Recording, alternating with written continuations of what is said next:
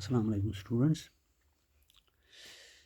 Our today's topic is polygenic inheritance.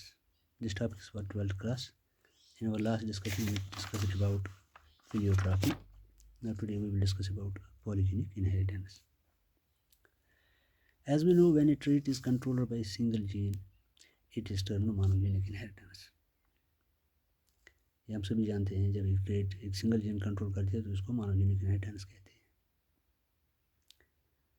मसलन अगर height की बात करेंगे, प्लांट हाइट की बात करेंगे, टॉल डिवार्फ, टी कैपिटल होगा तो टॉल होगा, टी स्मॉल होगा तो डिवार्फ होगा, दोनों डी स्मॉल होंगे तो डिवार्फ होगा, मतलब डोमिनेंट अपना असर करता है।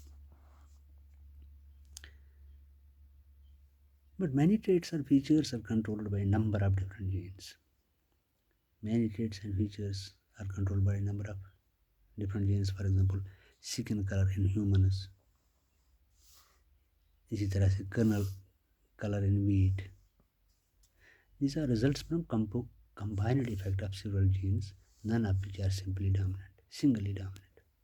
यानी कि ये जो रिजल्ट है कलर ऑफ ह्यूमन या कर्नल कलर ऑफ व्हीट, ये कोई एक जीन से नहीं है, बल्कि it is a result from combined effect of several genes.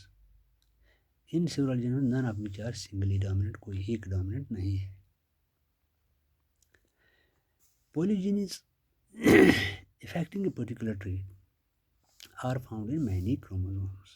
ये दूसरी बात, यानी कि एक क्रोमोसोम पे नहीं होते हैं. फॉर एग्जांपल एक क्रोमोसोम ये है, दूसरा क्रोमोसोम ये है, तीसरा क्रोमोसोम ये है. अगर हम स्किन कलर की बात करेंगे तो इस पे आप मान के चलें, इसमें ए है, ये बी है, सी है.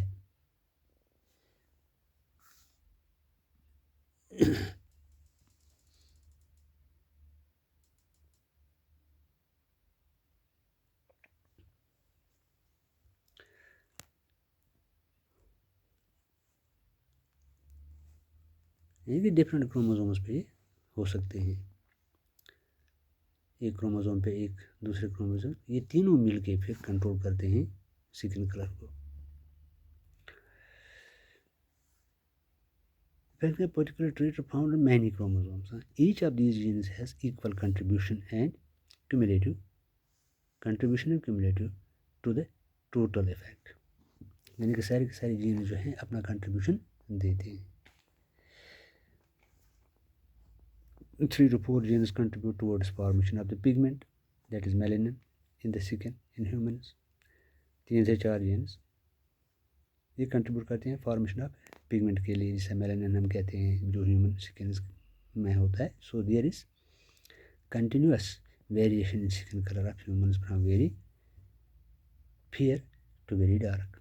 इसी तरह से ह्यूमन्स की कलर में जो वेरिएशंस होती हैं, कोई डार्क होते हैं, ये दो ही नहीं होते हैं, मतलब वाइट होगा और ब्लैक होगा, नहीं, ऐसा नहीं है. There is variation in the color of the skin in humans, and this variation is due to a number of genes which are controlling this trait. Such an inheritance controlled by many genes is termed quantitative or polygenic inheritance. ये जो inheritance है जो control होती है by many genes, इसी को हम कहते हैं polygenic inheritance. सपोज हम एक एग्जांपल लेंगे यहाँ पे, inheritance pattern in kernel color of wheat. For example, this R1, R1, R2, R2, and this is R1, R1, R2, R2. This controlled white, this is red. जब इन दो को हम cross करेंगे in F1 generation, we will get, पहले इनके gamete बनाएंगे, यहाँ से R1, R2 बनेगा और यहाँ से R1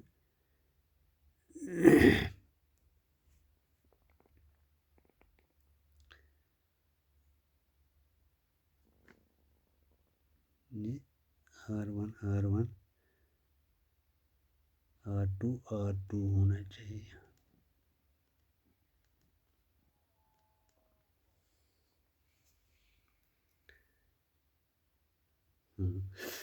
गैमेट बनाएंगे, ये R1, R2 बनेगा, ये भी R1, R2, स्मॉल R2 बनेगा, और इन दो को मिला के हम क्या हासिल करेंगे, capital R1, capital R, small R1, capital R2, small R2. ये पिंक कलर बनाएगा.